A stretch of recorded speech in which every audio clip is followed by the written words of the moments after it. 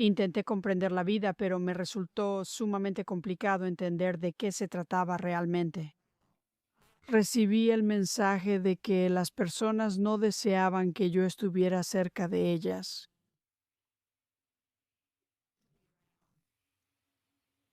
Y ese aliento de aire que inhalé no tuvo ningún valor significativo para mí. Y el polvo que se encuentra en la suela de tu zapato, no soy tan valioso como ese polvo insignificante. Absolutamente nadie me deseaba. Se volvió algo completamente universal.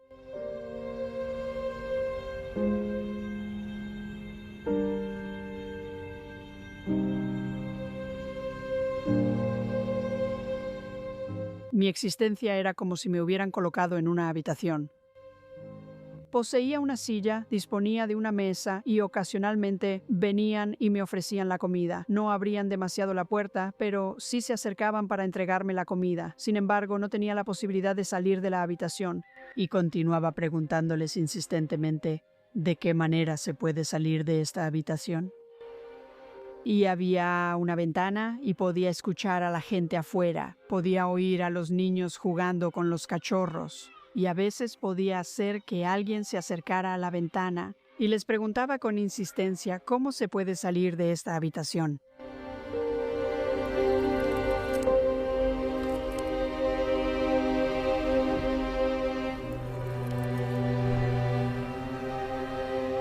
Estaba dando una charla en una ciudad en particular, era una ciudad bastante grande, y pregunté a la audiencia cuántas personas aquí presentes sienten la necesidad de amor. Y todos levantaron la mano, así que ¿cuántos aquí pueden producir amor? Cuando hice esa pregunta al público, una mujer levantó la mano y dijo, sí, soy la fuente del amor. Le dije, está bien, si eres la fuente del amor, entonces te llevaremos y te pondremos en una celda de prisión. Nos aseguraremos de que tenga una claraboya para que recibas algo de luz solar. Y tendrá una cama para que puedas descansar, y tendrá un inodoro para que puedas ir al baño, y alguien empujará una pequeña bandeja de... Y agua y otras cosas debajo de eso. Tendrás todas tus necesidades físicas completamente cubiertas. Sin embargo, nadie jamás conversará contigo. Nadie nunca interactuará contigo. Nadie en ningún momento hará absolutamente nada. Estás ahí con todas tus necesidades físicas completamente cubiertas. Adelante, brinda todo el amor que necesites y observa qué sucede. Entonces ella pensó en eso por un momento y pensó, oh, eso es interesante. Al comprender esto, podemos observar claramente que las necesidades espirituales de una persona son significativamente más importantes de satisfacer que las necesidades físicas. Puedes tolerar todo tipo de incomodidades siempre y cuando tu necesidad espiritual de pertenecer a un grupo esté satisfecha.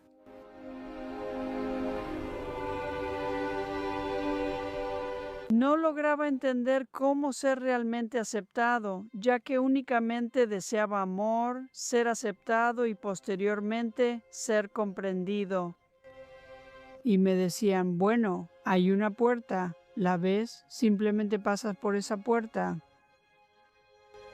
Bueno, estaba intentando atravesar esa puerta, pero nunca lograba hacerlo.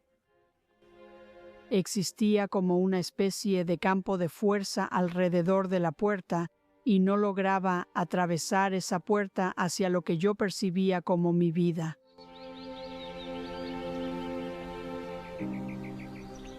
Era extremadamente necesitado, era una carga bastante pesada, quiero decir, porque solamente deseaba ser amado. Y no me di cuenta de que al buscar de manera constante amor y necesitar afirmación de manera repetida, eso se transformaba en una carga, ¿comprendes? Mi relación con mi madre y mi padre era prácticamente inexistente, a menos que fuera algo negativo. No sabían realmente cómo dar la atención necesaria a un niño ni cómo cuidarnos bien.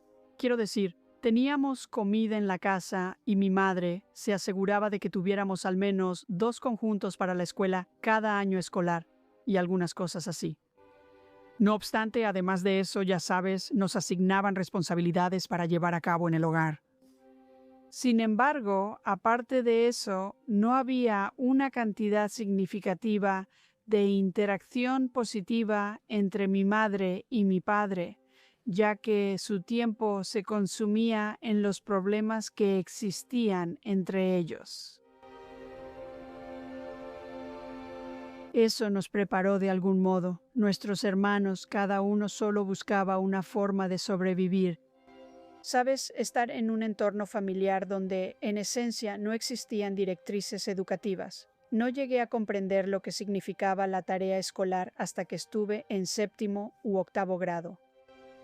Nunca tuve idea de que se suponía que debías hacer deberes, ya sabes, así que, quiero decir, la negligencia era bastante alta. Eso es, ya sabes, porque además era una marimacho. Me encanta disfrutar jugando. Trepaba a los árboles, realizaba todo tipo de actividades y ensuciaba mi vestimenta y mi cuerpo. No me bañaba con la frecuencia necesaria y, como resultado, olía mal. Y eso fue lo que me expuso a una gran cantidad de abuso en la escuela. Mi madre no lograba llegar a lavar la ropa, por lo tanto, en ocasiones tenía que vestirme con ropa arrugada y sucia, debido a que mi madre pasaba una gran cantidad de tiempo sintiéndose deprimida y permanecía en la cama. Otras personas solían llevarnos hasta la escuela. La mayoría de las ocasiones lo sabían en la escuela. Una asistente de maestro decidió llevarme de compras y me adquirió un hermoso vestidito de color amarillo. No recuerdo si compró zapatos, pero tengo presente que me lavó los pies. Quizás me compró calcetines a juego con el vestido. El primer día que lo llevé a la escuela fue bastante bien. No obstante, eso no resuelve el inconveniente, ya sabes, no tenía conocimiento de algo superior. Así que cuando volví a casa, trepé al árbol y lo que sea que hice. Y la próxima vez que me puse ese vestido, no fue adecuado. Así era mi existencia porque la perdí como una amiga cercana. Eso fue solo parte de lo que soporté. Sabes, aquellos que intentaron ayudar, algunos de ellos no sabían cómo. Muchos de ellos no aprobaban cómo me estaban tratando y lo que estaba sucediendo, pero no sabían qué hacer. Me acercaba a ellos, podía ver las expresiones en sus rostros. Y los mejores de ellos hablaban conmigo, pero la mayoría de las veces yo. Solo ignoran la situación. Asistí a esa escuela durante 8 años, excepto el último año, porque nosotros. ¿Seleccionaste tu obsequio del árbol de Navidad? En todos los demás años me regalaron jabón. Jamás recibí un obsequio que no fuera jabón. No lograba comprender por qué esos niños no deseaban jugar conmigo, no en aquel momento. Quiero decir, ahora lo entiendo, soy un adulto, puedo mirar hacia atrás. No puedes esperar que los niños traten de manera diferente a un niño que ha sido descuidado hasta ese punto. Y había personas que me decían, Ginny, tus manos huelen mal. Ve a lavarte las manos cuando vayas al baño. Verás, tenía que ser así. Me enseñaron a lo largo del camino, pero aquí está el asunto. ¿Por qué no lo aprendí? No todos los que son descuidados no aprenden, ¿ves? Pero por alguna razón yo no lo capté por mi cuenta. Muchos de los niños tienden a hacer eso. No soy la persona más descuidada, no soy quien ha sufrido el abuso más severo. Únicamente deseaba tener amigos y anhelaba jugar. Entonces iré y correré tras los niños y ellos estarían jugando en los columpios y yo iré y me subiré a uno de los columpios o tocaré el conjunto de columpios. Bueno, eso se contaminó con lo que nosotros denominábamos piojos en aquellos días. Y entonces ellos se dirigían a jugar en los toboganes. Y estos son mis compañeros de clase, ya que habría una gran cantidad de otros niños allí presentes. Y de esa manera corría rápidamente y me colocaba en la fila para deslizarme por el tobogán. Bueno, ahora eso estaba completamente contaminado. Y entonces ellos corrían rápidamente hacia las barras de mono y lo mismo sucedía en ese lugar. Y muy pronto todo en el patio de recreo se encontraba completamente contaminado. En este momento puedo reírme de eso, pero todo en el patio de recreo se encontraba completamente contaminado. Entonces iban y alguien con su dedo trazaba esta línea imaginaria. Posteriormente realizaban este baile ceremonial similar al de un indígena y consagraban la corona dentro de ese círculo. Y todos los demás entraban mientras yo permanecía afuera. Y es bastante interesante porque, quiero decir, eso sucedía bastante. Ese era el juego que solía ocurrir. A veces así es como nos entreteníamos unos a otros. Parecía ser a mi costa porque yo estaba afuera y no me permitían entrar. Recuerdo pensar para mí mismo, wow, ¿fui yo quien causó eso a esos pobres niños que no podían estar en el patio de recreo jugando y divirtiéndose? Eso probablemente fue una preparación de cómo percibía la vida en mi etapa adulta, estando en esta habitación, sintiéndome atrapado, sin pertenecer, sin tener ningún valor, absolutamente ningún valor.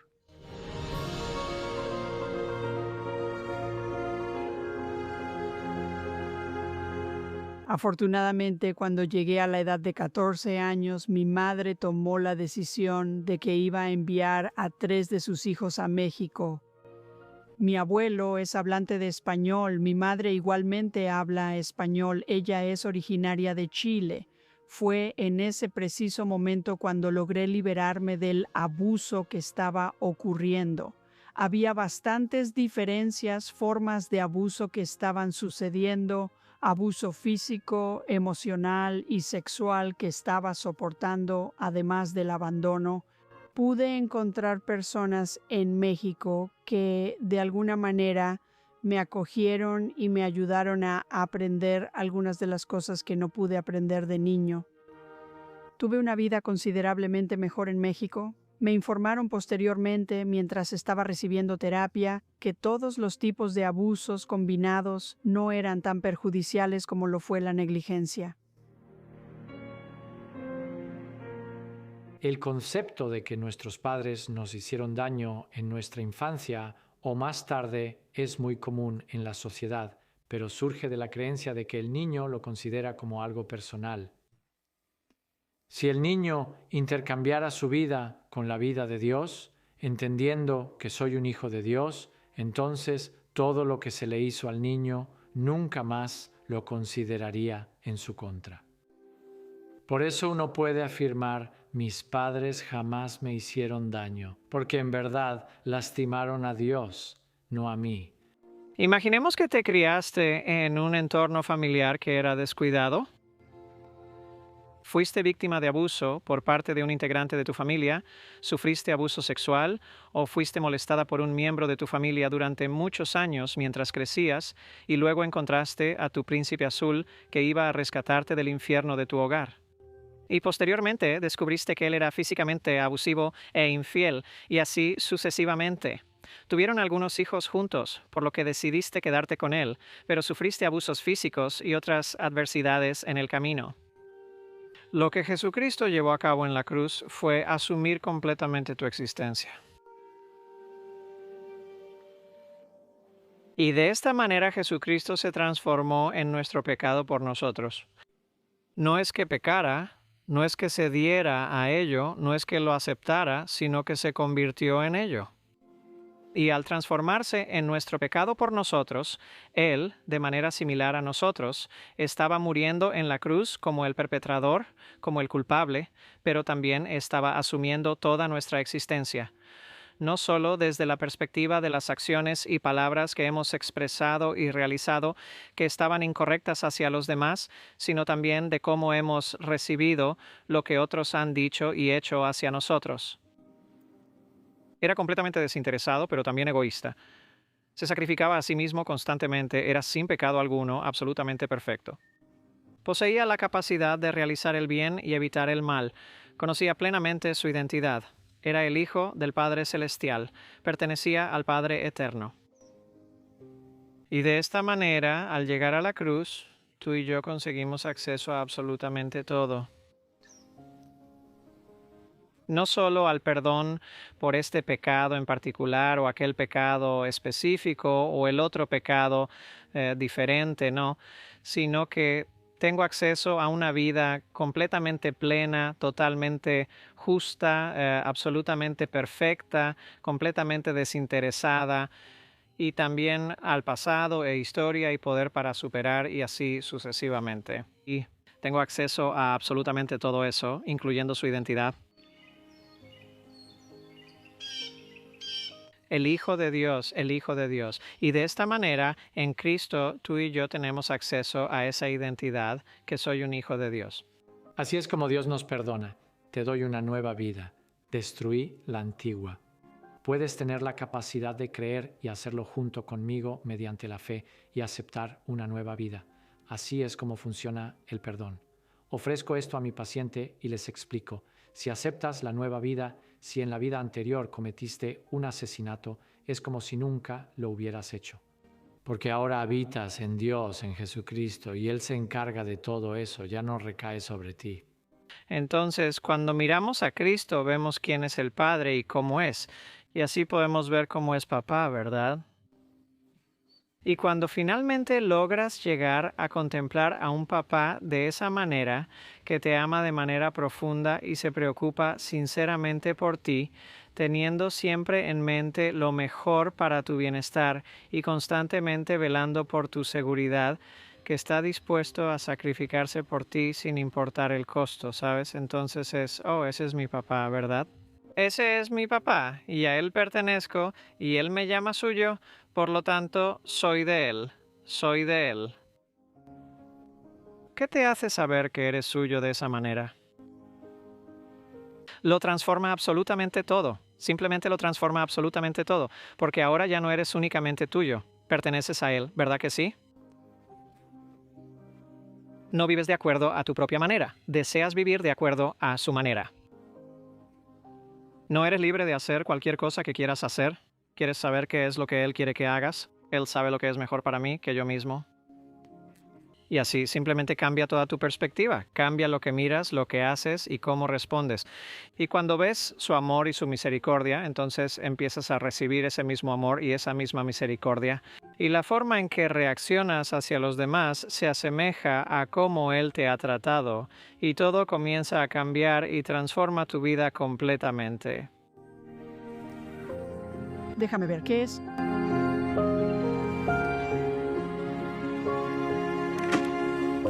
Así fue como me fue. Logré conseguir uno. Recibí un mensaje durante mi infancia que decía que era demasiado mayor para recibir amor, pero al mismo tiempo también era demasiado joven para experimentar el amor. Y entonces reflexioné, está bien, no se me permite sentarme en el regazo de ninguna persona. De alguna manera perdí la oportunidad de poder pasar tiempo con un adulto, un padre, para que me leyera cuentos y cosas similares. Desde una edad muy temprana comprendí que no iba a recibir afecto de ellos y empecé a buscar un sustituto a una edad bastante joven. Entonces me acerqué a mi esposo, siendo esta niña insatisfecha. Estaba tan concentrada en recibir ese amor que me absorbió hasta el punto de que no lo logré.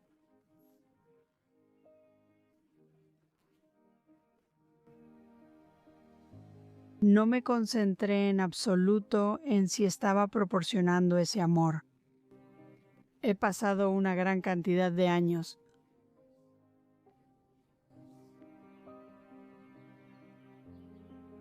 Simplemente, pobre de mí misma, yo misma, darme cuenta de que no iba a recibir el amor que tanto anhelaba de mi esposo me llenó de una profunda ira y provocó una discusión intensa. Estaba evaluando minuciosamente cada cosa que él realizaba y lo estaba llevando a cabo. Para mí esas cosas claramente significaban que él no me quería. Sabes, quiero expresar que si él decidía irse era porque no me amaba. No importaba lo que hiciera, yo percibía claramente que no me amaba. Y dado que el amor es la gran necesidad de nuestro espíritu, entonces dependemos de una fuente de amor. No está construido internamente dentro de nosotros, necesitamos obtenerlo del exterior. Es necesario que vayamos a la fuente para poder obtenerlo. Es del Espíritu de donde obtenemos nuestras cualidades o capacidades espirituales. No posees la capacidad de razonar debido a una disposición específica de moléculas químicas. Tienes la capacidad de razonar porque posees un espíritu particular. No posees juicio, previsión y comprensión debido a la estructura molecular de los compuestos químicos. Tienes esas capacidades porque posees un espíritu. Esas son capacidades del espíritu. Y tienes otros componentes de tu función que existen porque tienes un cuerpo. En el ámbito físico, todos vemos claramente que somos seres dependientes. Dependemos de los alimentos. Necesitamos agua. Dependemos del aire para vivir.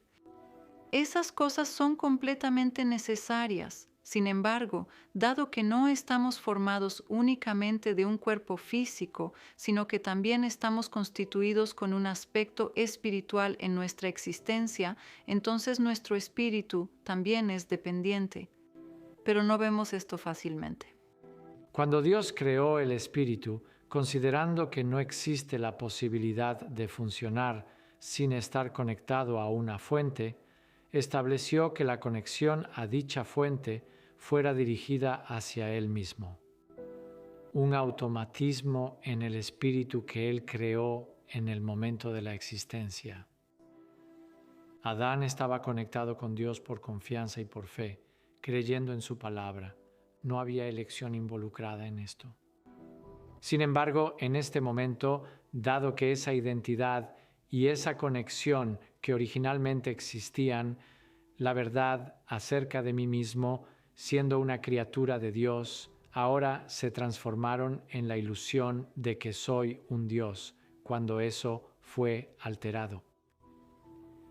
Ahora, ese mismo proceso que automáticamente se ejecuta y se conecta a Dios y cree en sus palabras, ahora se conecta a los humanos y cree en las palabras humanas.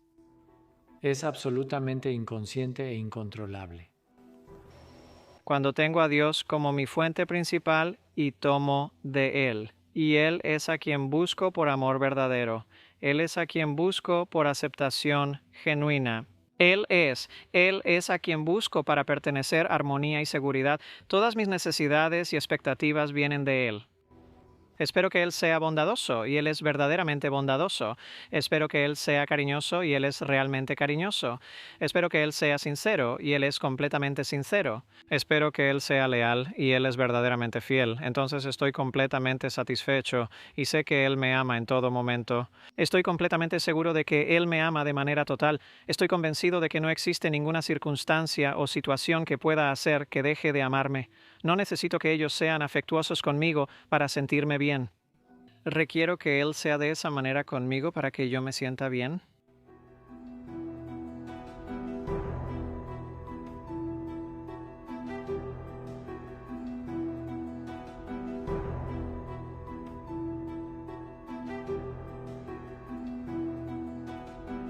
Había aprendido a tomármelas de una manera bastante personal, y creo que aprendí eso antes de contraer matrimonio.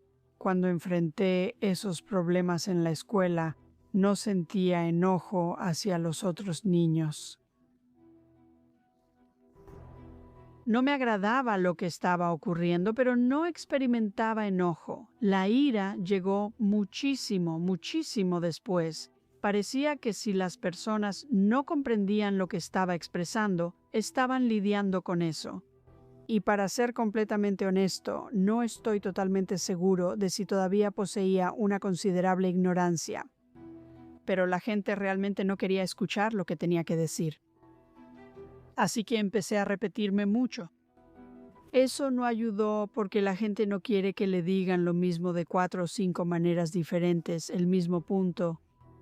Y llegué a un punto en el cual no podía expresar mi perspectiva porque me convertí en alguien muy argumentativo, ya sabes, intentando explicar hasta que lograra obtener el gesto de aprobación o la expresión de comprensión correcta.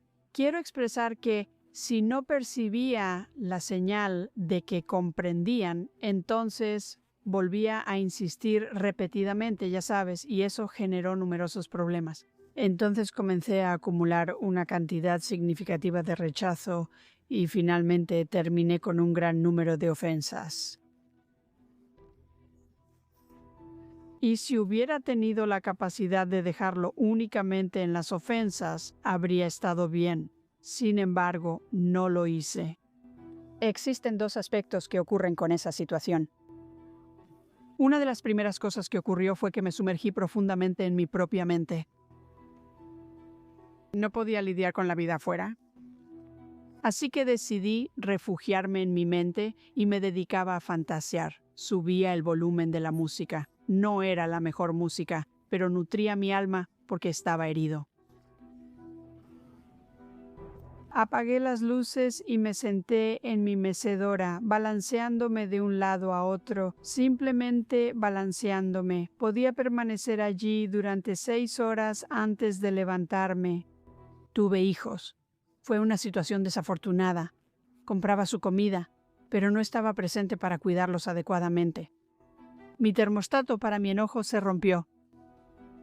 Podría haber sido algo tan inocente como un niño pequeño que entra en la habitación, observa una moneda en el suelo y decide recoger mi moneda.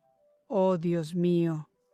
Mi impulso en ese instante con mi furia habría sido agarrar a ese niño pequeño y lanzarlo contra la pared. No es que lo hiciera, pero ese era el nivel de enojo. La falta de lógica en mi ira era clara, y luego hice lo que describo como cruzar la línea. Alcancé el momento en el cual, al intentar gestionar todas estas ofensas y venganzas, sabes, porque yo mismo me automedicaba mentalmente mientras nos preparábamos para enfrentar a estas personas. Eso no fue razonable. Y llegó al momento en que se convirtió en algo completamente abrumador para mí en la vida cotidiana. Entonces, cuando alguien me hacía algo, me enfurecía tanto que cualquiera que estuviera en mi entorno inmediato podía percibir la intensa energía. Y mi mente me decía que si simplemente les arrebatara la existencia, si los eliminara, mi sufrimiento se desvanecería porque estaba experimentando un dolor inmenso. Y recuerdo que cuando me encontraba en ese estado de furia, tenía que obligarme a romper el contacto visual con la persona con la que estaba interactuando, debido a lo que estaba ocurriendo en mi mente.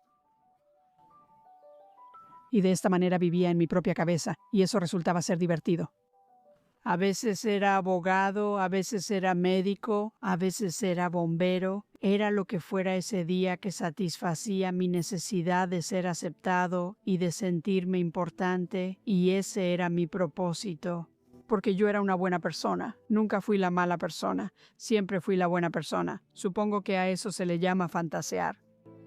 Me aferré a mi forma particular de enfrentar la vida estando en mi mente durante un periodo de tiempo, pero también vivía fuera de mi mente por un tiempo, así que perdía el hilo. Ahora, ¿tuve esa conversación en mi mente o con él? No obstante, eventualmente logré salir completamente de mi propia mente y proseguir con la vida. Sabes, terminé en 3 hospitalizaciones a lo largo de unos cuantos meses, y eso inició mi camino con la terapia y todo eso. Comenzaron a instruirme que simplemente estaba automedicándome al actuar de esa manera, viviendo dentro de mi propia mente. Eso no es una manera adecuada de vivir. Por lo tanto, mi consejero colaboró conmigo para ayudarme a salir de mi propia mente y conseguí la asistencia necesaria.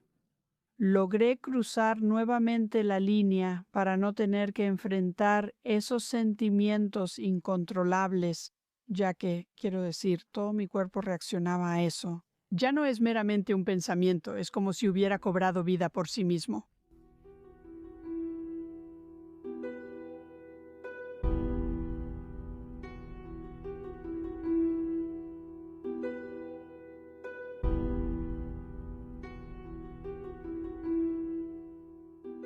Una de las preguntas con las que siempre he tenido dificultades es cómo explicamos la conciencia o los pensamientos desde el lado de la química física. No podemos explicarlo. La fisiología del cerebro se ha estudiado y podemos hablar de los potenciales de acción y cómo los canales de potasio y sodio crean una corriente eléctrica, pero no se puede explicar la elección. El pensamiento, la toma de decisiones y la moralidad.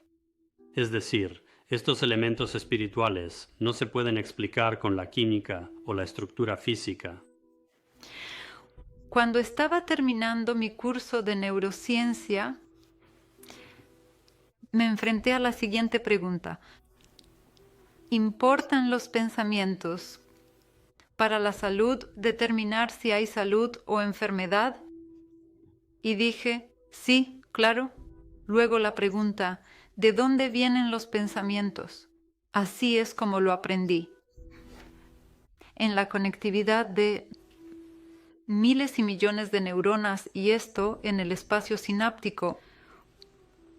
De ahí surgen los pensamientos. Y él me preguntó, ¿de qué está compuesta una neurona? Yo le contesté, bueno, en su forma más simple de carbono, hidrógeno, oxígeno y nitrógeno, que son los elementos básicos que conforman toda la química del ser humano y algunos otros elementos químicos más. Y me preguntó, de acuerdo, ¿desde cuándo? ¿Desde cuándo el hidrógeno, el oxígeno, el nitrógeno y el hidrógeno, ya sea individualmente o agrupados en una neurona o incluso en miles de neuronas, desde cuándo discernen entre la verdad y la falsedad? En cuanto al cerebro y su función, reconocemos que los pensamientos están asociados con la actividad eléctrica en el cerebro. Claro, con un electroencefalograma colocas electrodos en la cabeza y sus cables se conectan a un ordenador. Y la computadora puede monitorear las ondas cerebrales, donde cada onda probablemente agrupa miles, incluso decenas de miles de neuronas que se activan en una ubicación y momentos semejantes.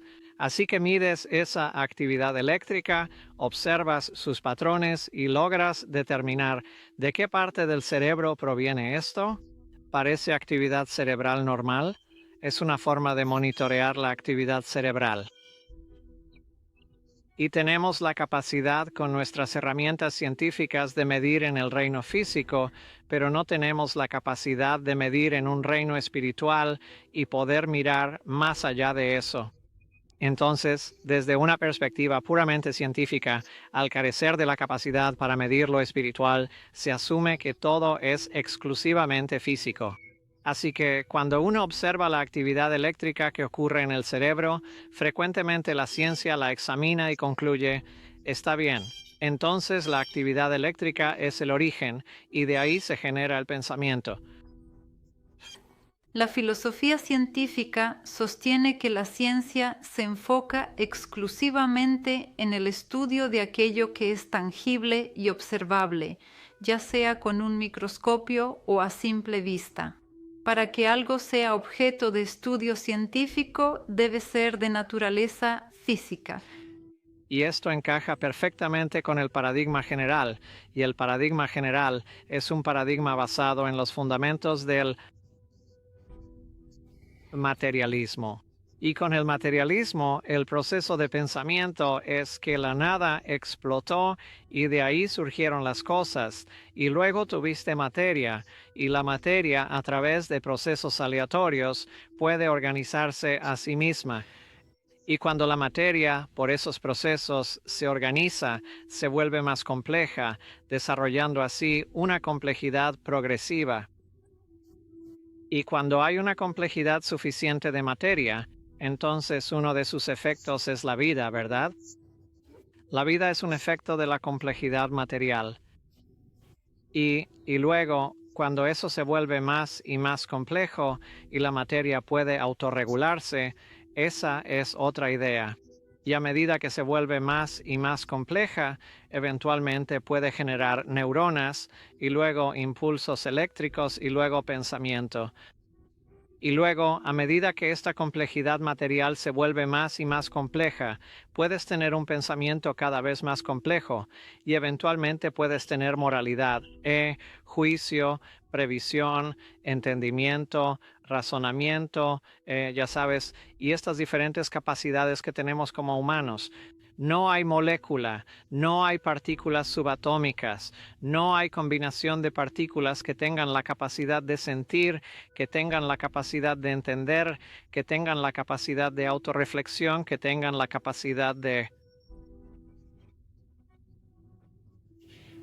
tomar decisiones o elecciones personales y así sucesivamente. Y la respuesta es que la mente, tanto tuya como mía, que utilizamos es más que solo el cerebro. No es solo la materia física que está ahí, va más allá de eso.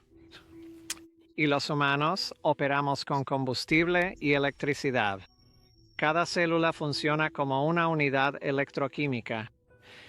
Y por un lado está la electricidad y por otro el combustible, y el combustible perpetúa la función, pero el combustible no inicia la función. Tienes la electricidad que inicia la función, pero también tienes que saber de dónde vino la electricidad. También entendemos por las leyes de la termodinámica que toda la energía necesaria para que un sistema funcione debe venir de fuera de ese sistema, y por lo tanto, la potencia o energía necesaria para generar. La actividad eléctrica debe venir de fuera de donde se origina la actividad eléctrica. Y algunos dirían, es el combustible, la glucosa. Son las cosas que consumes. Eso termina siendo lo que crea la chispa. Bueno, si observamos otros sistemas funcionales, como los vehículos que se desplazan, por ejemplo, no solo requieres del combustible para sostener la función, sino que también necesitas esa chispa inicial para dar comienzo a la misma. Las maravillas de nuestro cuerpo.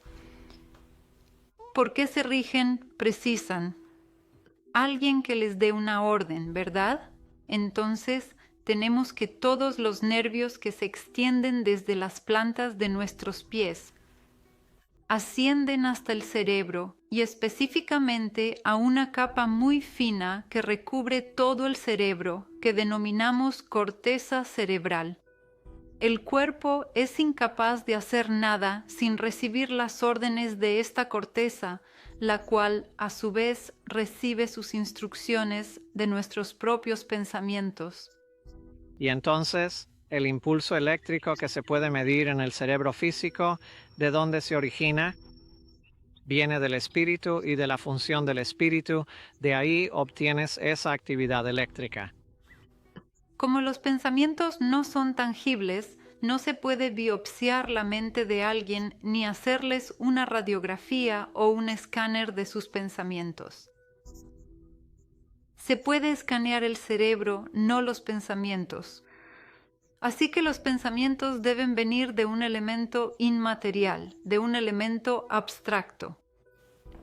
Los pensamientos no pueden originarse en un medio físico, sino que constituyen un elemento espiritual.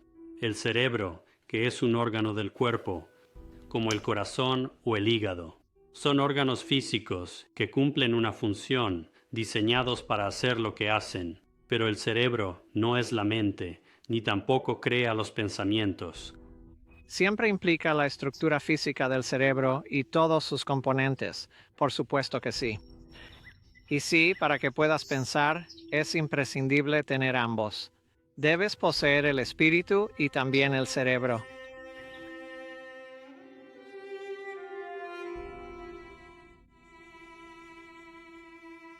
Probé todo tipo de asesoramiento psicológico. Recibí asesoramiento individual, grupal y participé en juegos de rol. O de simulación, como quieran llamarlo. Y estuve en una institución mental. La verdad es que ya perdí la cuenta. ¿Cuántas veces estuve en una institución mental? Siempre buscando ayuda para poder mejorar como persona. Con el asesoramiento psicológico recibía el mensaje de que tenía que cuidar de mí misma. Ese era el enfoque, pero la dirección en la que te llevan. te conduce al egoísmo, pues tu atención no está en Dios, sino en ti mismo y en lo que puedes obtener, no en lo que puedes entregar. Verás, el concepto que sí funciona es el de tomar,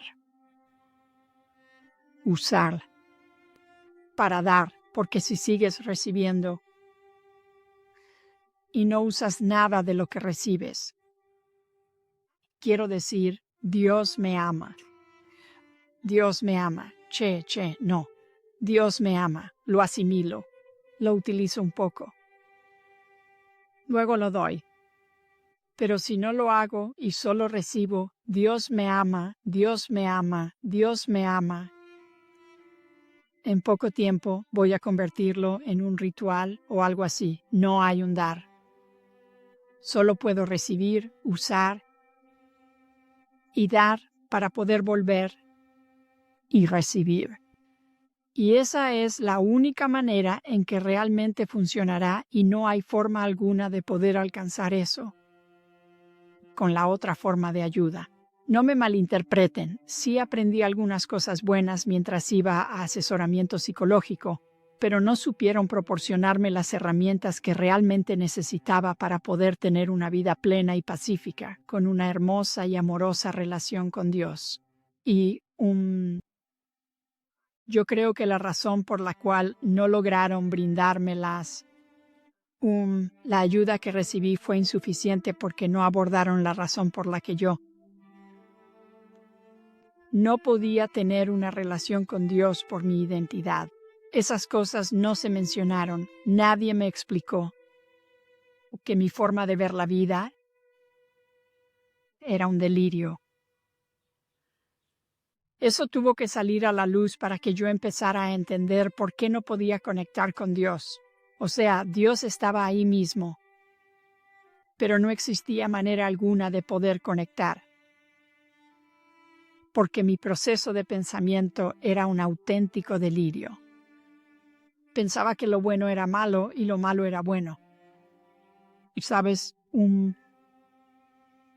creía que tenía derecho a ser amada. Creía ser dueña de mí misma. Pensaba que podía hacer lo que quisiera conmigo y que todo estaría bien. Yo podía comer cualquier cosa, de verdad, yo podía dedicar toda mi existencia a jugar a videojuegos en la computadora. Lo que fuera que eligiera para evadirme, podía hacerlo, desconectar y luego ser cristiana por un par de horas. Pero no funciona. El propósito es ayudar al ser humano a entenderse a sí mismo.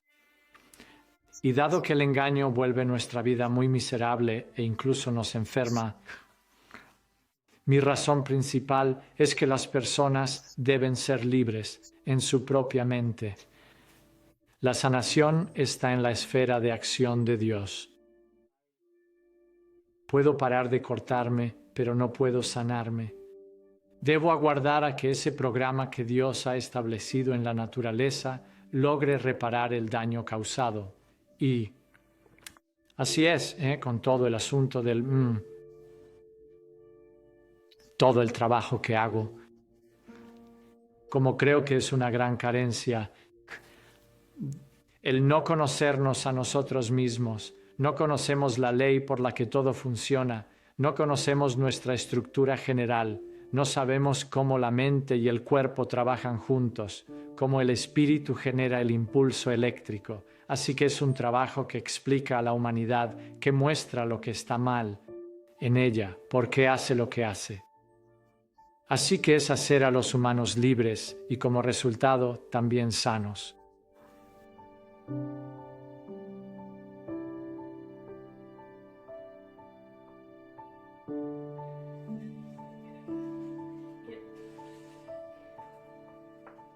Lo que para mí tenía importancia previamente era que alguien me amara, ser amada. Ese era mi punto central de atención. Deseaba ser amada, ser escuchada y por encima de todo, ser comprendida. Ese era mi enfoque. Ahora Ahora mi principal objetivo es cultivar una relación profunda con Dios. Le ruego, Señor, ayúdame a cultivar la clase de relación profunda que puedo establecer contigo, para que así yo también pueda ayudarte a cumplir tu plan, que es un plan divino, que es el plan de salvación para todos.